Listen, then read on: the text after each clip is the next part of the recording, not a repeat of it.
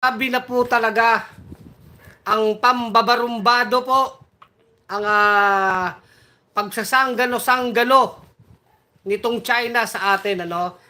Pag-usapan natin tong huling insidente dito po sa Ayungin Shoal noong June 17.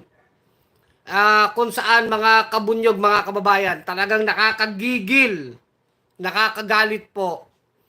Talagang itong mga barumbadong walang yang barbaro, sabi nga ng ating Philippine Navy, itong mga barbarong inchik, itong Chinese Coast Guard, ay sumampa pa doon sa ating Philippine vessel, sa ating mga bangka. At 7 po ang na-injury ng mga Coast Guard natin. May isa pa pong Coast Guard na naputulan po ng daliri ng hinlalaki. So, umaabot na po sa ganito kabarumbado itong China. Ay talagang wala nang question doon. Walang question doon, mga kabunyog, mga kababayan.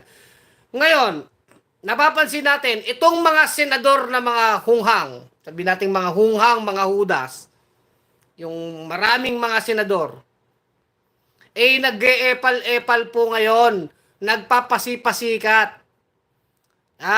Halimbawa na po dito, itong si Amy Marcos, na ngayon ay may ine-epal-epal tong Amy na ito. I think ito po ang chairman ng Committee on Foreign Relations sa Senado. So meron po itong pinail na Senate Resolution 1055. At itong si Amy Marcos na umi-epal ngayon, nananawagan po ng Senate investigation na naman. Anak ng Pasig ka, talagang Amy ka. Kailangan daw ng Senate investigation sa nangyari doon sa paglusob po ng mga hunghang at mga barumbadong inchik sa ating Philippine Coast Guard, na kung saan talagang nasaktan po ang 7 Coast Guard natin. Yung isa na putulan ng daliri. At nirampage po yung ating Philippine vessel. Sumampa sila dun sa barko, mga barumbado talaga. At kinuha at sinira yung gamit ng Philippine vessel na papunta dyan sa Ayungin Shoal para po dyan sa tinatawag na rotation and resupply mission dyan sa BRP Sierra Madre. Na yan ay isang military vessel na nakahimpil po dyan sa Ayungin Shoal. Alam niyo po, ang Ayungin Shoal ay 105 nautical miles lamang mula po sa dalampasigan ng Palawan. 105 nautical miles. So parang wala pang 200 kilometer yan. Napakalapit po niyan sa Palawan.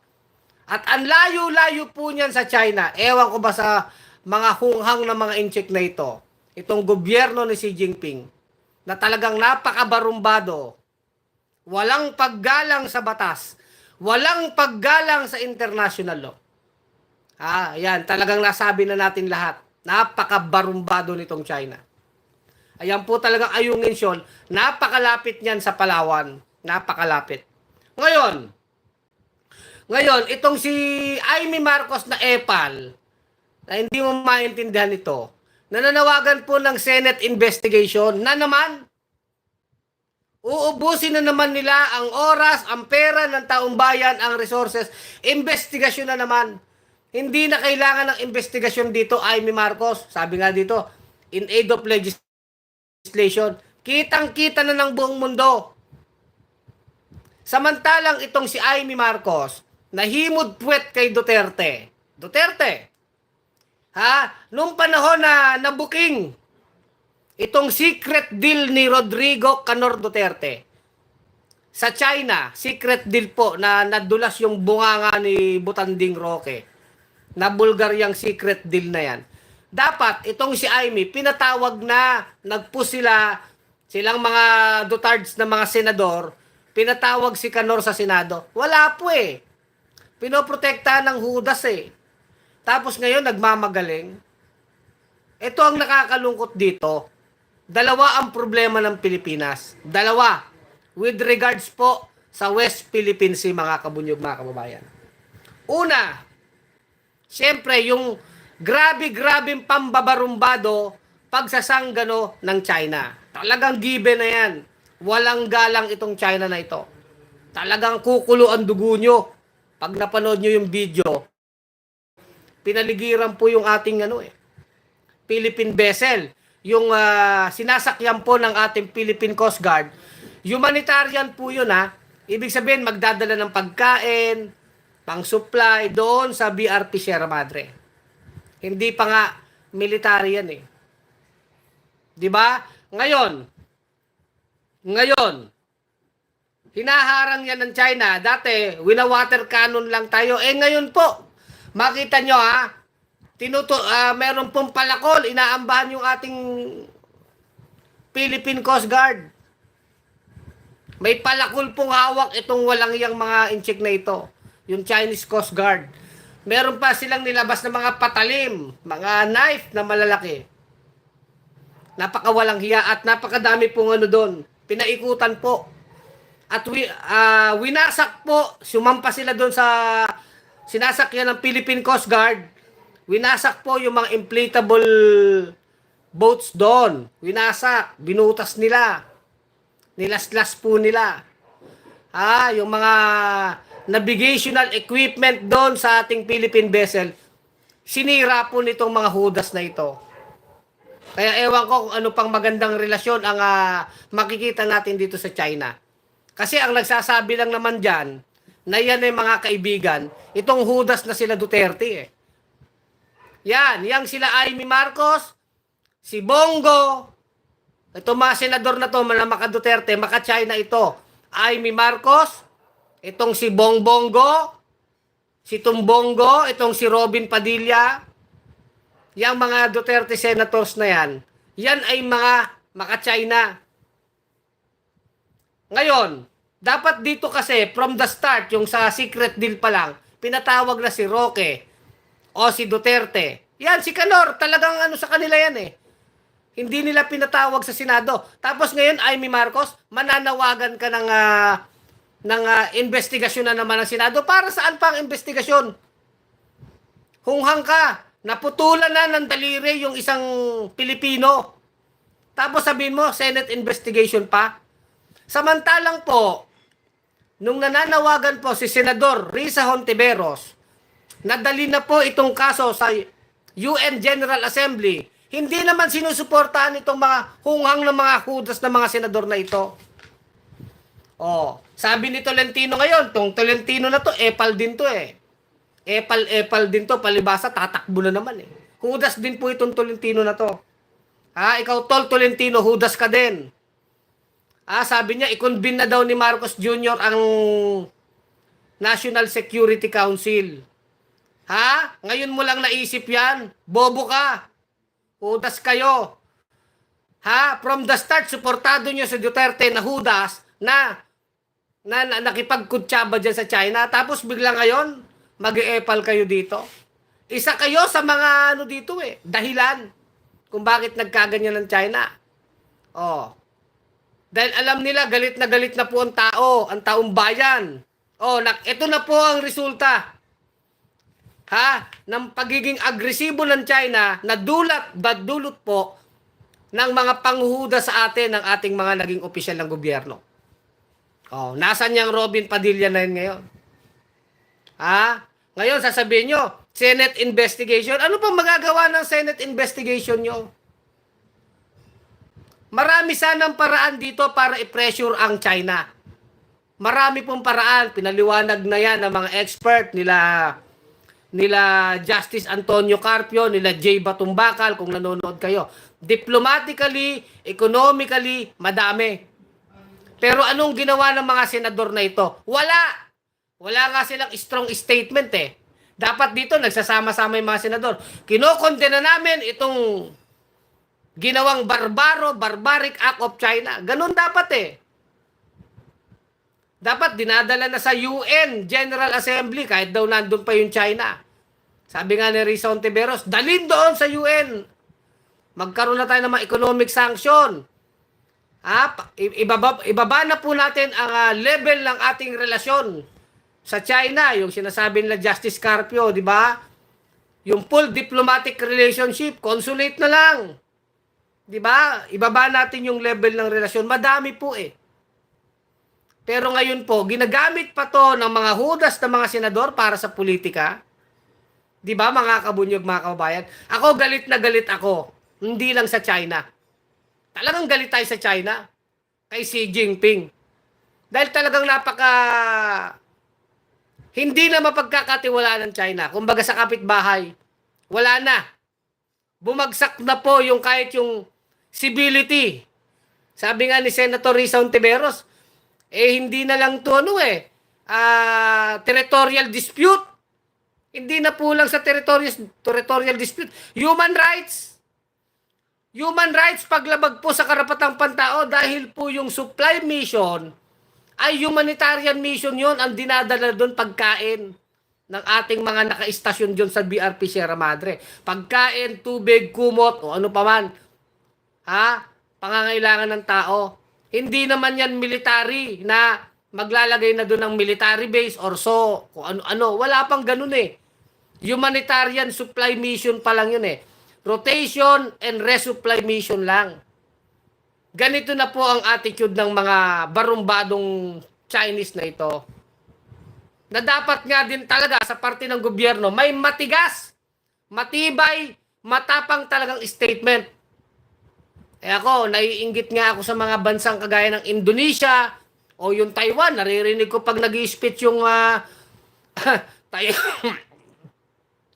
Taiwan president eh. Yung babae nun, yung dating Taiwan president, si Chow Ing-wen, tapos si President Widodo ng Indonesia, talagang assertive sila. Even po ang Prime Minister ng Japan, di ba? Dapat assertive eh. Nakukulangan tayo kay Marcos Jr. Hindi pwedeng lelembot-lembot dito, Marcos Jr. Ngayon, at least, ito namang si Duterte, talagang tuta ng China. At least itong si Marcos lumalaban. Kaya lang nakukulangan tayo eh. Nakukulangan tayo.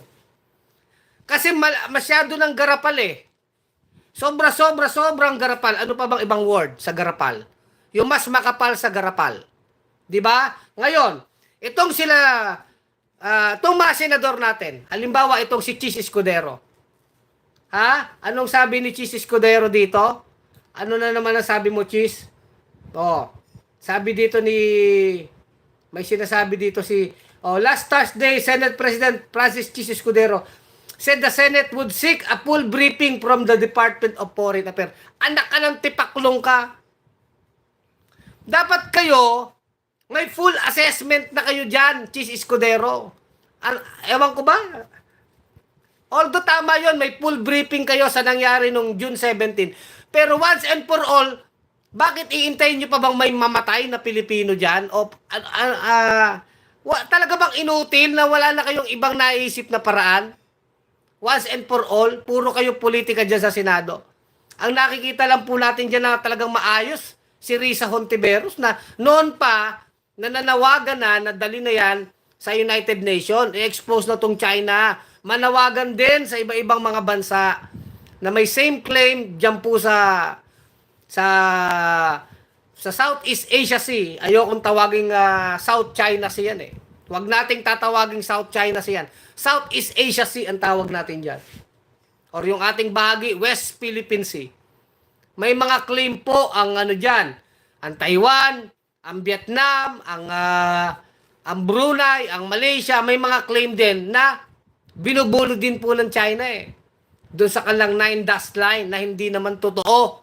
At nanalo na nga tayo dyan sa kaso. Ngayon, ang daming option sana. Itong mga senador, parang ngayon lang sila, hindi ko alam, parang panapanahon lang eh. Wala talagang malinaw na direksyon. Ano ba ang dapat gawin? Ano ba ang pinakamagagawa ng Senado, ng Kongreso, once and for all? Joint effort na nasa iisang direksyon sana. Na matibay, matigas, matapang.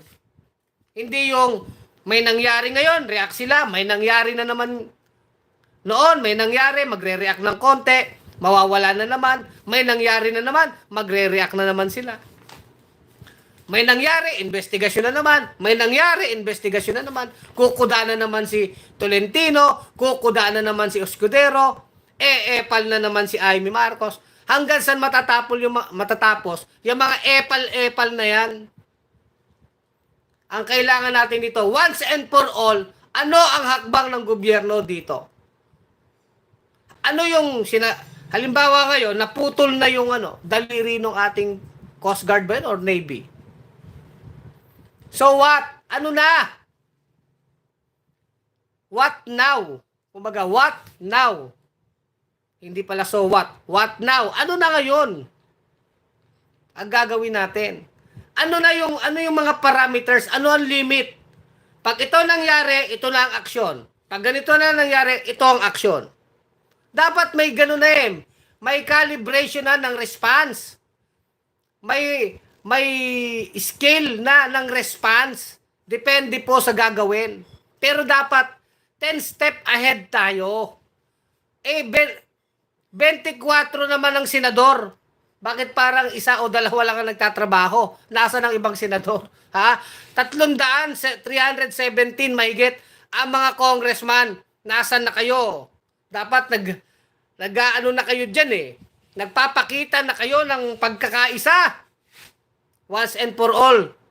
Dito sa ginagawa ng China. At itong mga Duterte, parusahan talaga to. Dahil ito, sa totoo lang, mga Dutards, ito ang bunga ng pagkahudas ng Tatay Digonyo nyo. Si Duterte sa may kasalanan dito kung ba't nagkaganito na. Ngayon, putol ang daliri ng isang kapwa natin Pilipino. Ano susunod? Putol ang leeg? Putol na ang buhay? Di ba? Panahon pa ni Gloria, talagang may marami nang ginawa si Gloria din nakahudasan dyan Pinalaki nila ang ulo ng China nung panahon ni Gloria, Tandaan natin, yung Joint Seismic Undertaking na yan. Yung JSU, Joint Seismic Maritime Undertaking, JSMU na yan. Na ina-explore na yung West Philippine Sea. Panahon ni Gloria yan, pinayagan niyang in-check. Hindi po malinaw yan sa konstitusyon. O, di ba mga kabunyog, mga kababayan? Tapos ngayon, sasabihin ni Escudero dito, o sabi ni Tolentino, sabi ni Amy, Senate investigation. Sabi naman ni Tolentino Hudas, kailangan ikonbina ang National Security Council. Sabi naman ni Escudero, full briefing daw from DFA. Ano kayo? Bakit puro panawagan? Wala ba kayong statement? Kinokondena namin ang ginagawa ng China. Pag itong ginawa, ibababa namin ang diplomatic relation. Dapat may mga ganun Titignan namin itong ating mga economic relationship. Ano ang pwede na naming putulin? Taripa, itaas ang taripa kung anong kailangan. Walang ganong statement itong mga senador na mga ito. Puro investigasyon, puro briefing, puro i-convene meeting. Ipatawag si Duterte Hudas. Ikaw, Duterte Hudas, ano ang deal mo sa China? Magsalita ka. Ano mga sinabi mo dyan? Iharap ang ambasador. Ewan ko ba sa mga senador na ito. Kayo naman sa House of Representatives, ano kayo? Wala ba kayong man lang resolution na ipapadala man lang sa United Nations? Mahina. Kahit ikaw, Marcos Jr., wala kang bagamat iba ka naman sa yung polisiya mo, iba kay Duterte. Pero ako medyo naanuhan na ako. Nahihinaan. Malambot. Once and for all, dapat talagang yung ating response ay dapat proportional or at least katumbas ng ginagawa ng China. Hindi tayo naghahangad ng gera.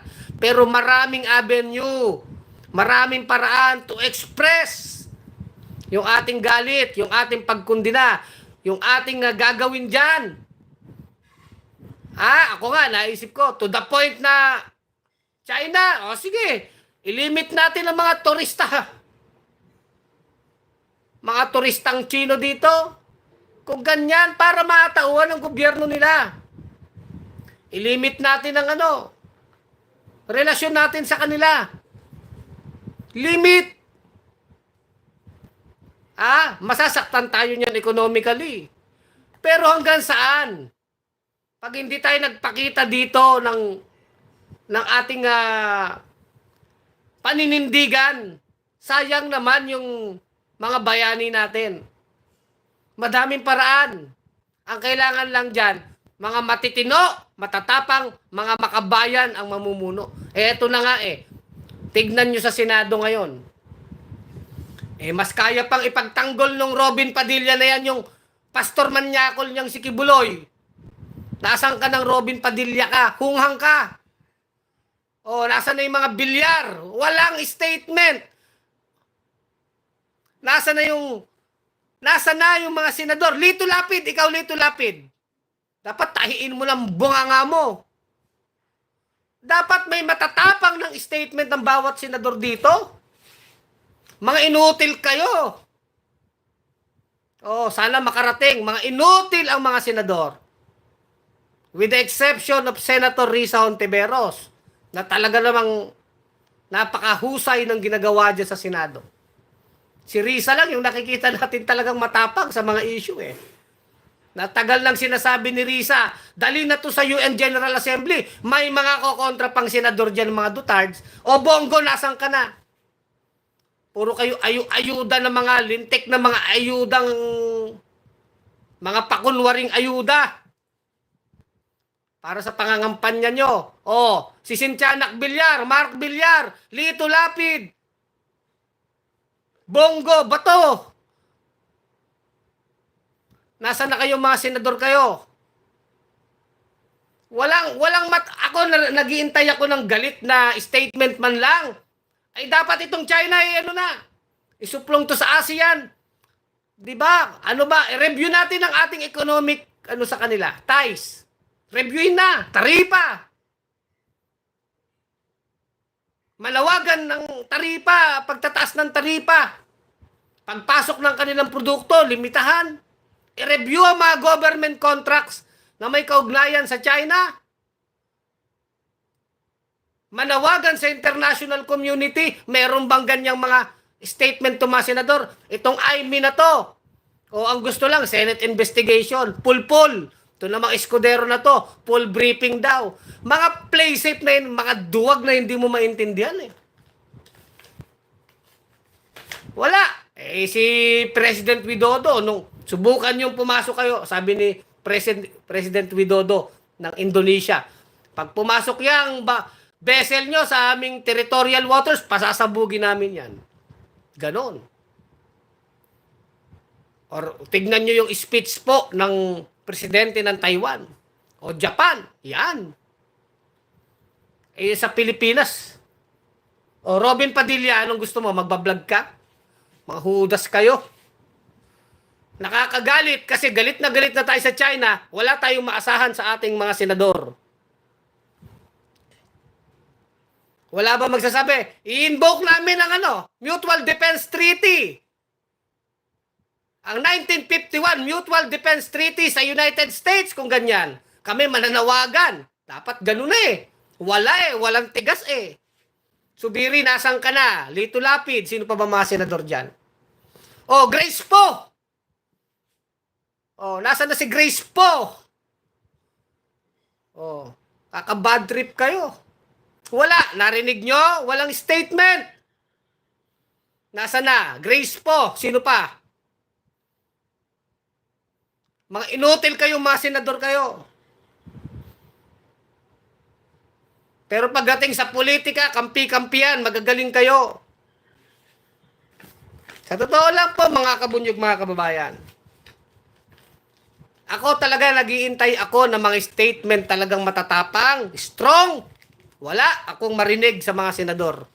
Maliban kay Senadora Risa Hontiveros. Hindi tayo senador Kung senador ako, mag-i-issue ako ng statement. Talagang condemning and asserting yung ating karapatan dyan. Biro nyo, mga Chinese, sumampa na sa ating vessel at sinira ang ating mga equipment. Nasaktan yung 7 Pilipino, putol pa yung daliri ng isa. Isipin nyo. Nung una, water cannon. Ano susunod na gagawin ng mga yan? May mga nakatutok pong punyal eh. Meron pang palakol eh. At nagbanta pa po yan ng mga yan, mga aresto ng mga mangingisda. Na kahit itong mga senador, wala man lang parang nagagalit eh. Chill-chill lang sila eh. Ganyan po, makikita niyo yung mindset talaga. Dapat galit, wala eh. Kaya nga ako, nalulungkot ako eh. Talagang masamang kalaban itong China na to, talagang napakasama nito. At the same time, itong ating mga senador, even sa Congress, wala. Mas kaya nilang ipagtanggol si Duterte, mas kayang ipagtanggol si Kibuloy, yang sila Grace po, sila Lito Lapid, saksakan ng tahimik ang mga lentek na mga senador na ito. Mark Villar, Gatchalian. Anong meron sa China? Takot na takot kayo? Bato, sino pa? Loren Legarda. Ang tapang-tapang mo kay Alice Guo. Dito, statement ang kailangan ng Pilipinas. Statement nyo. Kasi mga senador kayo. Wala. Dapat dito, nagwawala ang mga senador natin, ang mga congressman natin eh, sa nangyari eh. Dapat ganon ang response. Ito, hindi naman to issue ng politika eh. Pilipino tayo lahat dito. Marcos ka, Duterte ka, Aquino ka, Lenny, Pink ka, dilaw, pula. Hindi na yun issue. Ang issue dito, yung pagka-Pilipino natin na binabastos ng China eh. Kaya bakit walang ganong galit akong nakikita sa mga mambabatas natin? Mas ewan ko ba? Kayo, anong napapansin nyo mga kabunyog, mga kababayan? Sa totoo lang po, anong napapansin ninyo? Ngayon, sasabihin, in aid of legislation, si Amy mananawagan, anak ka ng tipaklong ka. Hanggang ngayon, in aid of legislation ka pa rin eh. Kaya, ito naman Robin Padilla, tahimik din, di ba? Cynthia Villar, Mark Villar, Gatchalian, Legarda, Bato, Jinggoy, Lito Lapid, si Budots Revilla. May sinabi na ba si Budots? Oy, Budots! Puro ka nakaw. Yan, maka Duterte din yan eh. Tao din ni Gloria yan. Di ba mga kabunyog? Bukod kay Risa Hontiveros? Who else ang magtatanggol sa atin, mga kabunyog, mga kababayan ko? Ako, naawa ako sa mga Philippine Coast Guard natin eh. Di ba? Nakakaawa na sila. Saludo tayo sa ating mga Navy, sa ating mga Philippine Coast Guard. Pero walang tapang eh. Even, ikaw Marcos Jr., banata natin. Malamya ang iyong mga statement. Malamya. Dapat yan, recall. Patawag tong mga... Ay, nako. Ako nga, nakikinig ko na Justice Carpio. Ang dami talagang paraan. Sadly, hindi ito ginagawa ng gobyerno eh. Yung matigas, matapang, firm na posisyon. Reviewin ang mga economic ties natin. Mga economic transaction ng Pilipinas at China. Saang area? Bakit? Bagamat maapektuhan ng ating ekonomiya, pero soberanya ito eh. Ang pinag-uusapan dito, soberanya. Bastusan ito ng harap-harapan pagkaganyan. Sinasampahan na po yung ating Philippine vessel. At alam nyo, pag tignan nyo talaga sa mapa, ang lapit-lapit nung Ayungin Shoal sa Palawan, yung China napakalayo, milya-milya. Baka ilang libong kilometro yan. Ang Ayungin Shoal, talagang parte po yan ng ating exclusive economic zone. Within po yan sa 200 nautical miles. Ang lapit-lapit. At sinabi na nga dyan ng Permanent Court of Arbitration, panalo na tayo dyan. 2013, sinampa ang kaso. 2016, bumaba ang desisyon. July 12, 2016, sinasabi ng arbitral ruling yung 9-dash line ng China na nag-aangkin po dyan sa sinasabi nilang kabuuan ng South China Sea, yan ay kwentong barbero. Yan ay walang legal at historical basis. So, wala, invalid yung claim ng China. Kaya sinasabi din sa desisyon na yon, yung Spratlys, yung Rectobanks, yung Mischief Reef, yung Ayungin Shoal, na tinatawag ding Second Tomas Shoal, Mischief Reef, Spratlys, Rectobanks, lahat po yan ay bahagi ng ating exclusive economic zone. Yan po ay desisyon mismo ng arbitral court, ng korte. Idinaan natin sa due process.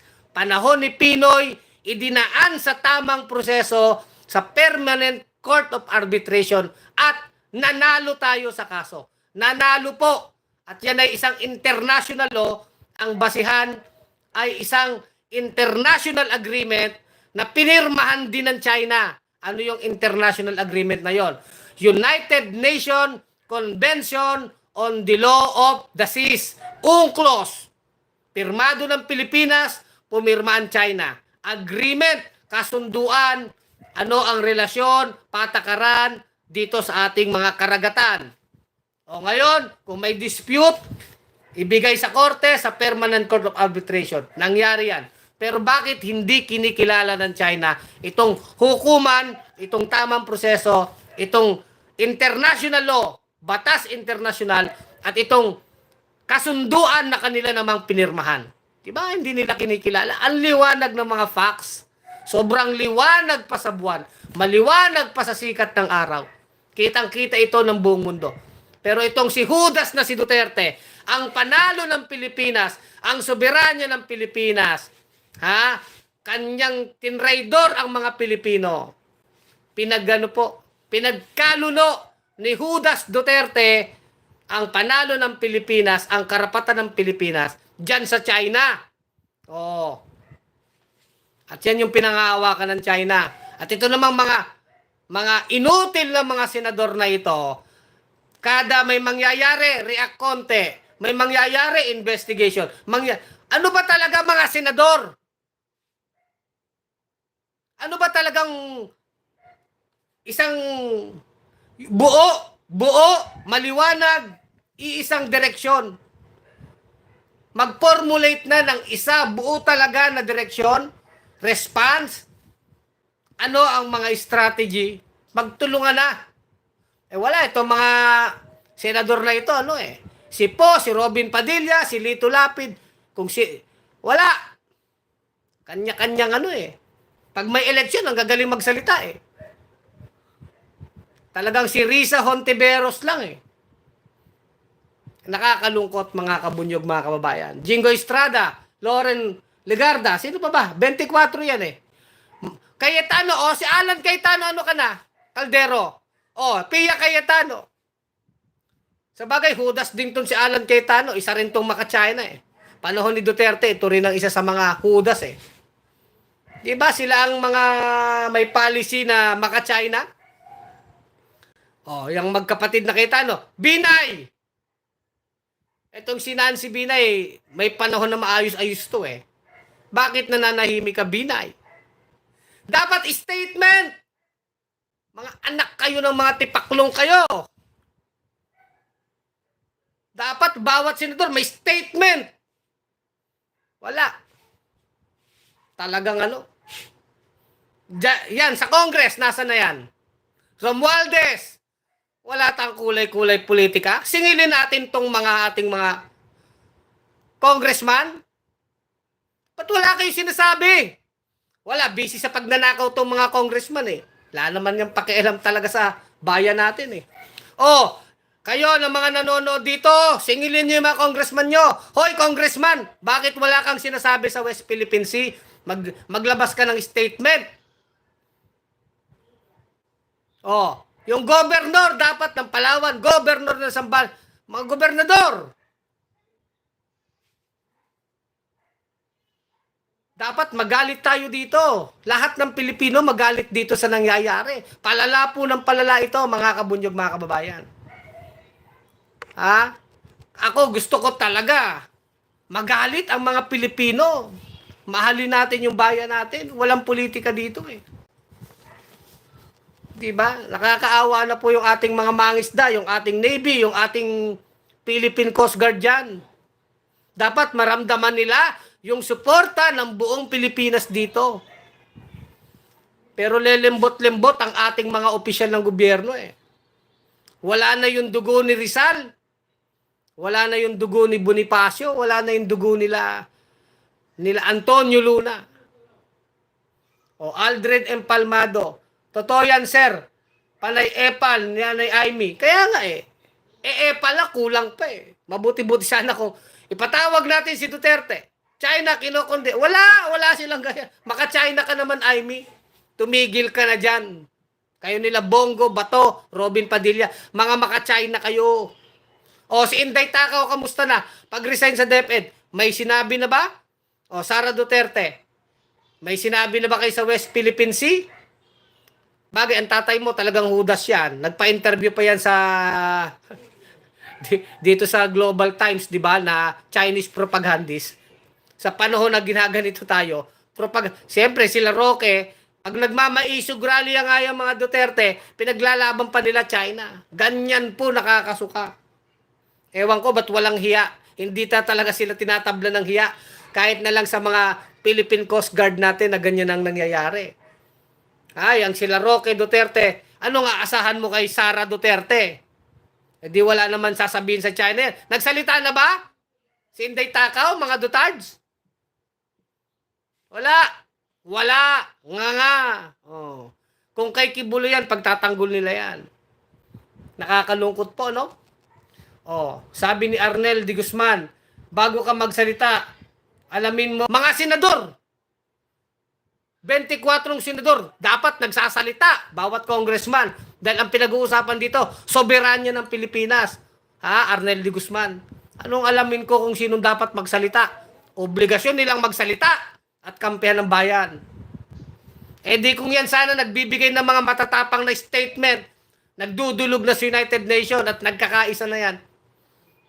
Di kahit papano eh naano yung China. Wala eh. Lelembot-lembot eh.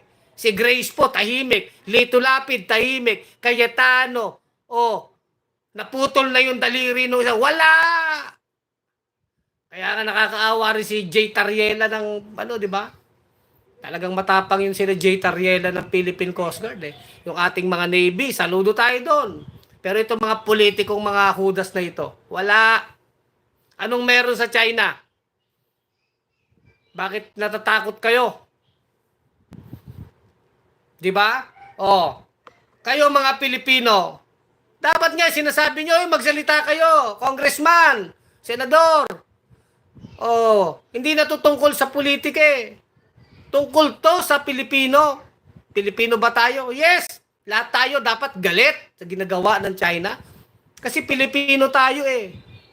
Nasa iisang team tayo dito sana. Di ba, mga Dutards? Kayo, natutuwa kayo mga Dutards sa ginagawa ng China ngayon? Ewan ko lang kung may natutuwa dyan. Hudas kayo. Edmundo Dumapin. Boss, bakit maingay na kayo na hindi si Duterte ang presidente? Dahil si Duterte ay maraming katarantaduhan at kahudasan na ginawa, boss. Di ba? Yan ang totoo dyan, boss. Yung deal ni Duterte sa China, yung panalo ng Pilipinas, nilusaw lang ni Duterte. Hindi niya man lang pinaglaban. 6 na taon. Eh di kung noon pa lang itinuloy ni Duterte, yung panalong nakamit ng Pinoy, hindi sana ganyan ang China. Madami na sana tayong na-achieve. Wala eh. Nagpakatuta sa China yung Tatay Digonyo nyo eh. At dahil Tatay Digonyo yan, pati yata kayo, tuta din ng China. Yan ang masakit na katotohanan, nakakalungkot. Dahil maka-Duterte ka, maka-China ka, ano klase kang Pilipino? Tapos lagi ang narrative, huwag papalag sa China kasi gera. Yan ang gusto ng China na isipin ng mga Pilipino. Yan ay mga laging ine-echo nila Roque. Magkakagera, kaya ganyan. Di ba? Hindi eh. Hindi ganun eh. Ang daming paraan para labanan itong China, hindi namang gera eh. Pero ginawa lang nila Duterte, gera o magpakatuta. O, di pagpakatuta na lang. Ganun ang choice na ginawa sa inyo eh. Niloko kayo. Ha, dahil ayaw natin ng gera, sumunod na lang sa China. O, di ba? Ganyan din ang gusto ng China na isipin ng maraming Pilipino. Pero, pulpul lang ang naniniwala dyan sa Chinese propaganda ang tawag dyan. Nilalason talaga nila through social media, TikTok, pamamagitan nila Roque, Duterte, nilalason yung isip ng mga Pilipino. Magaling ang China sa propaganda at maraming mga Dutards na ganyan ang kaisipan. Pero hindi yan totoo. Bakit? Kung inisip lang nila Rizal noon, malakas ang US, malakas ang Kastila. Oh, bakit lumaban pa rin sila Bonifacio? Hindi naman sila natakot sa lakas ng Kastila eh. Oh, kung ganyan lang ang utak nila Bonifacio kagaya ni Duterte, wala na. Kaso nga iba yung bayani natin eh. Oh, di ba? Ganun yun eh. Bakit? Hindi ka na ba papalag? Diba? Ganyan ba ang utak ng mga Dutards? Ganyan ang paglalason sa isip nyo eh. O, nakukuha nyo yung punto? Napropagandahan kayo, tinurukan ang lason ng mga utak nyo. Eh sa Bunyog, hindi po pwede yun eh. Talagang tayo, nilalabanan natin yan Chinese propaganda na yan. Kaya huwag kayong nagpapapaniwala dyan kila Panelo, kila Roque, Duterte, mga alagad lahat ng China yan. Si Martin Andanar nga, communication chief ni Duterte, nagtatrabaho sa China eh. Hindi ba kayo nahihiya mga Dutards? I-check nyo si Martin Andanar. Madami nang sinabing impormasyon yan dyan sa China TV. Na state media, ganyang kagarapal. Garapal na garapal na garapal. Yan si Martin Andanar, ang kapal ng mukha niya.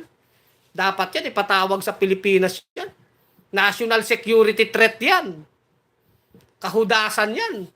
Sa Chinese media nagtatrabaho yan. Imagine nyo PCCO yan. Chief Presidential Communication Office. Sipin nyo, ang daming alam nyo sa gobyerno. Hindi naman basta yan. Nasa Malacanang yan. Pero nandun si Martin Andanar, nagtatrabaho sa Chinese TV. Di ba mga Dutards? Nag-react ba si Duterte yan? Okay, baka nga si Duterte pa nagpasok dyan eh. Napakasama. Di ba? Dapat kinokondem natin yan. Kayo mga senador, dapat pinatatawag nyo si Andanar eh. Bakit ka ganyan dyan? Di ka ba nahihiya? Wala kang delikadesa? Communication chief ka ng gobyerno? Tapos nandiyan ka nagtatrabaho sa Chinese media? May senador bang nagsasabi niyan? Kayo mga bongo, bato, hindi nyo alam yan? Mga hudas kayo. Yan ang totoo dyan. Yang si Duterte, yung pagpunta-punta niya ng China, anong pinag-uusapan nila doon? Huwag na kayong nagtatanga-tangahan mga Dutards. Nagtatanga-tangahan pa kayo. Nagsasabi ako ng totoo. At sinisingil ko ang mga senador at mga congressman. Sa ginagawang ito ng China, dapat magsalita sila. Kung hindi nila yan kayang gawin, lumaya sila sa pwesto nila. Hindi pwede dito yung lelembot-lembot. Naghahanap tayo dito ng matibay na mga pinuno. Sa panahong ang bayan ay binabalahura ng isang dayuhang kagaya ng China. Dapat ang ating mga leader ay talagang makabayan, matapang at nagsasalita. Yun, sinisingil natin sila kasi obligasyon nila yan. Hindi dahil sa ako yung nagsasabi ng paninira. Totoo lang ang sinasabi ko. Never akong nagsabi ng kasinungalingan dito, mga kababayan ko, di ba? Alam niya na mga kabunyog. No? So, Kulex Soliman, ang malupit sa katotohanan sa bunyog pagkakaisa, mga kabunyog, mga kababayan, tuloy ang laban. Bunyog, bunyog, halikan na kasama ka. Bunyog, kapag buklod ay may pag-asa. Luzon, Visayas, Mindanao, isa ang pananaw. Sa bagong Pilipinas ang bunyog isisigaw. Bunyog,